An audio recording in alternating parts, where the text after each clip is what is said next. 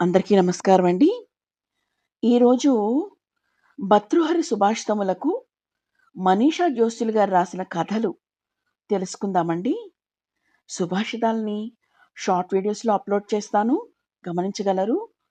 మొదటి సుభాషితము కథ 'సభికుల స్థాయి' రాసినవారు మనీషా జోస్యుల గారు. కథలోకి వెళితే గురుకులంలో 6 ఏళ్ల పాటు శ్రమించి అఖండ పాండిత్యాన్ని గురువు మెప్పుని పొంది తన ఊరు తిరిగి వచ్చిన కుమారుడు సోమనాథుడిని చూసి శంకరభవుడు ఆనందంతో ఉప్పొంగిపోయాడు. ఇక తన పుత్రుడు రాజుగారి కొలువులో ప్రధాన పండితుడు అవటానికి ఎక్కువ కాలం పట్టదని ఆశపడ్డాడు.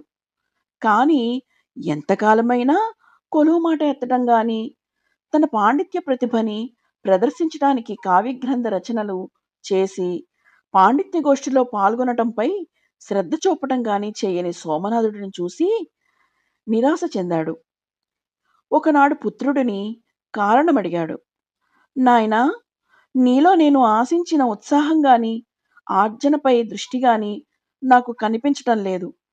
కారణమేమిటి?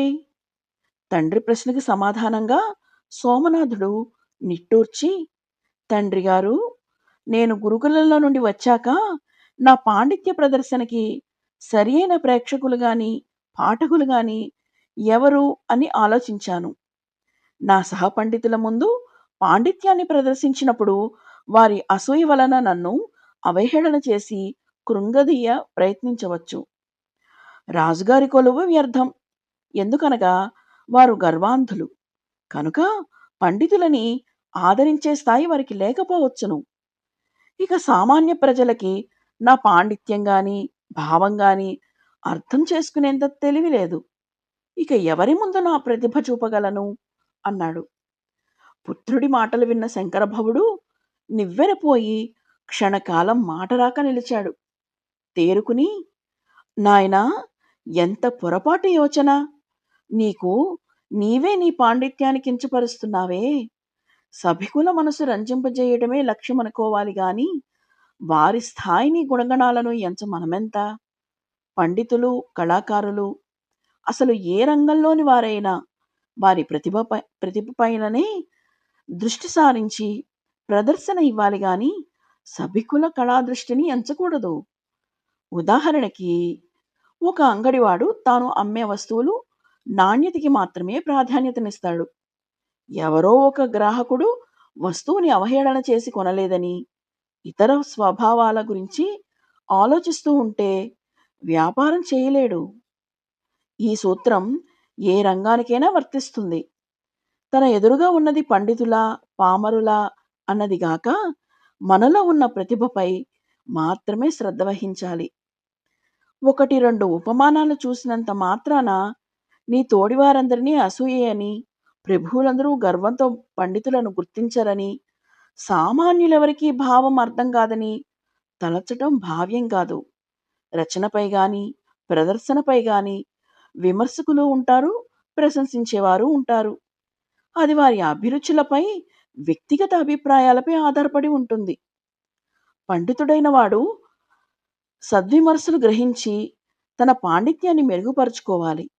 ప్రశంసలకి గర్వించక వినయంతో మెసలాలి అని చెప్పాడు.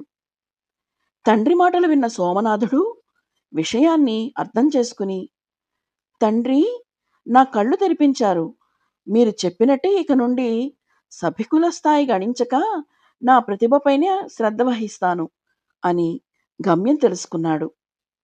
ఈ కథలోని నీతి, సభికుల స్థాయిని శంకించి నేర్చిన విద్యని అణిచి ఉంచితే మనిషి ఏనాటికి ఎదగలేడు.